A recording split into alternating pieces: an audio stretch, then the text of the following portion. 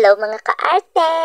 Ayan nga at nangunguha ng panggulay si Habi. Yan, magluluto daw siya ng laing. Kaya naman nangunguha siya ng dahon ng gabi. At tama-tama naman, buti na lang merong tanim ang aming kapitbahay. Kaya naman may nakukuha ang panggulay.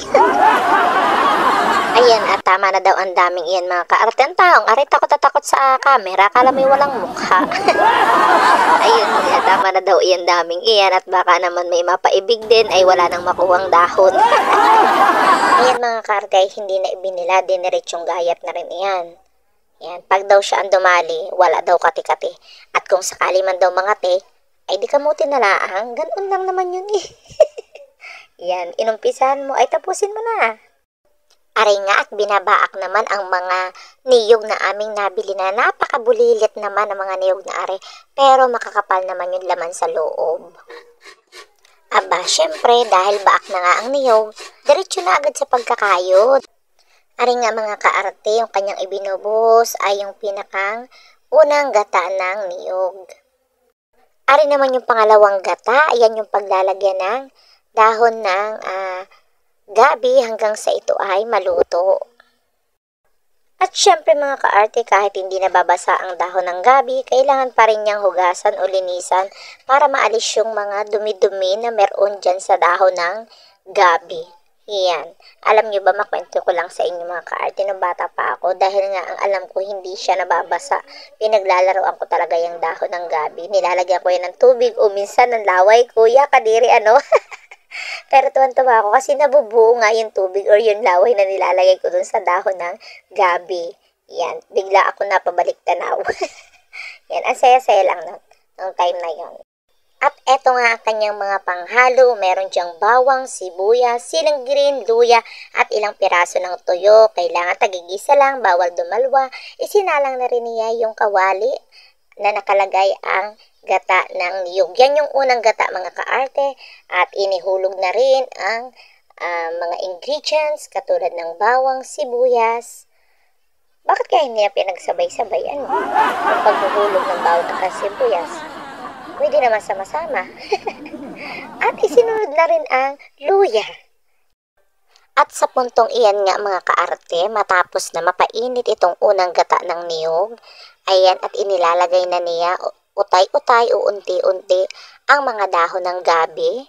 Yan, kapag kahilaw pala ang mga kaarte, yung dahon ng gabi, madami siyang tingnan. Akala nga namin sa sobrang dami niya, hindi magkakasya dyan sa aming pinaglutuan na kawali. Kung makikita ninyo, yung dahon ng gabi ay ipinipilit pa rin pagkasyahin ni Habi. Ayan. At akala mo yaawas na, pero mukha lang siya nga awas ng mga kaarte. Ang sabi kasya naman at kaya naman daw ng kawali. Kaya ipipilit na magkakasya din yan. O diga. Alam mo lang ang kanina ay awas na yung yung mga dahon ng gabi. Pero yan, ayan na siya, kumupis na siya, oh. Takip ulit. Ayan nga at nakati na nga yung pangalawang gata ng niyog mga kaarte. Kaya naman, ayan, at ibinubuhos na yung unang gata ng niyog. Malapit-lapit na ito. At syempre, inilagay na rin yung iba pang mga pampalasa katulad na laang ng magic sarap. Pinapitik-pitikan na rin ng paminta. Ayan, pinataka na rin ang gatingaw na asin. At kasunod na rin ang napabiglang buhos ng bitchin.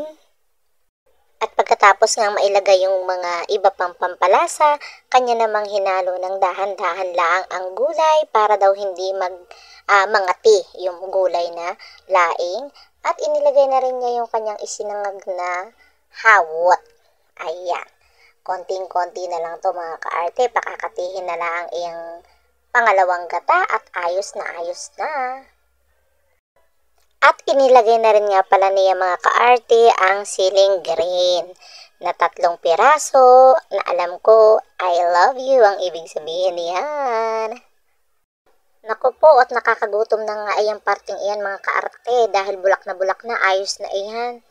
Nakakati na at hindi na masyadong pakakatihin iyang gulay na laing. Papatay na syempre itong kalan at okay na iyan mga kaarte. Yan. At meron kaming pampartner dito mga kaarte sa gulay na laing itong sinaing na tulingan. Ayan, o diba? Kanin na lang ang kulang at kainan na. At syempre sumandok na rin ako ng kanin mga kaarte, bagong saing yung kanin dyan.